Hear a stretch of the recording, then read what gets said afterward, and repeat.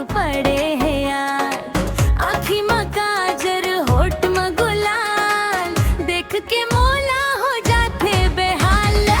नाम है आयुषी मोर रूप है कमाल, लाखों दीवाना पाछू पड़े है यार।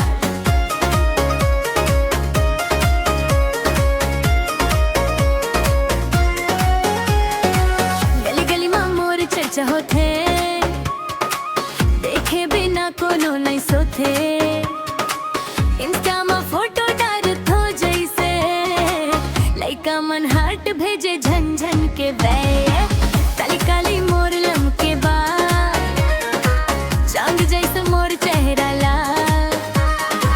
धीरे धीरे मुस्कान देख के, लड़का मन हो जाते घायल यार। नाम है आयुषी मोर रूप है कमाल, लाखों दीवाना पाछू पड़े है यार। आँखी में काजर होठ में गुलाल, देख के मोला हो जाते बेहाल।